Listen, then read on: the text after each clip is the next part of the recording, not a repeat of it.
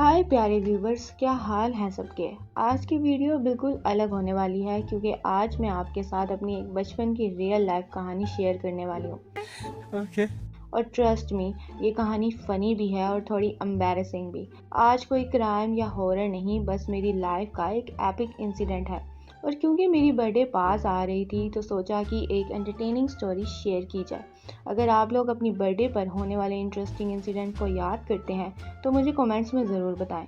Let's start the video. तो बात है मेरी प्रेप क्लास की, जब मैं एक छोटी भोली मासूम सी बच्ची थी। Nice.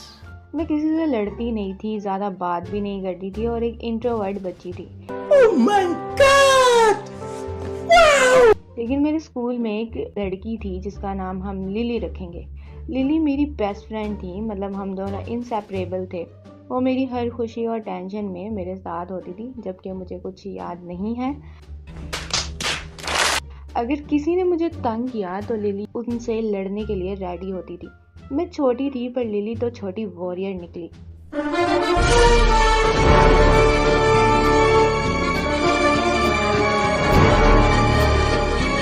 एक दिन क्या हुआ, स्कूल के एक 9 क्लास के बड़े भैया थे, उन्होंने मुझे तंग कर दिया। अब मैं तो वो भोली सी बच्ची थी जो सीधा रोती हुई लिली के पास चली गई। और व्यूवर्स, अब गैस करो क्या हुआ। लिली सीधा उन भैया के पास चली गई और उनके बाल पकड़ लिए और एक धमाकेदार डायलॉग मारा, तुम कौन होते हो मेरी फ्रेंड को तंग करने वाले। अब उस वक्त मुझे लगा कि लिली तो मेरी जान है, तभी से वो मेरी चाइल्डहुड सुपर हीरो बन गई थी। खैर, अब चलते हैं मेरी 5th बर्थडे की तरफ। हाँ, वही दिन जब मेरी लाइफ का पहला बड़ा डिजास्टर हुआ था। सुबह सुबह इंग्लिश का पेपर था और मुझे टेंशन थी कि मेरी बर्थडे का कोई सीन ही नहीं बनेगा। मैं लिली से अपनी प्रॉब्लम शेयर करते हुए बोली, मेरी बर्थडे है आज, लेकिन पेपर की वजह से एंजॉय नहीं कर पाऊंगी। लिली ने तुरंत बोला, तुम छुट्टी के बाद मेरे घर चलना, हम पार्टी करेंगे। मैं एक्साइटेड थी पर एक मासूम बच्ची थी तो सोचा अम्मा को बिना बताए चल लेते हैं। तो छुट्टी के बाद हम दोनों स्कूल से निकले और सीधा लिली के घर चल दिए। उसका घर स्कूल से ज़्यादा दूर नहीं था तो बिना किसी को बताए मैं बेशर्म बनकर उसके घर पहुंच गई। जलवा है हमारा। वहाँ लिली ने मुझे अपनी मामा से इंट्रोड्यूस कराया और उन्होंने मुझे खिलाने पिलाने की कोशिश शुरू कर दी। मैं खुश थी, लेकिन तभी मेरे दिमाग में एक लाइट बल्ब जला। मैंने सोचा, अरे भाई, मेरी मामा तो मुझे लेने आ चुकी होंगी। मैं बिना कुछ खाए पिए सीधा वापस भागी। जब मैं स्कूल के गेट के पास पहुंची तो मैंने देखा मेरी मामा गुस्से से लाल हो रही थी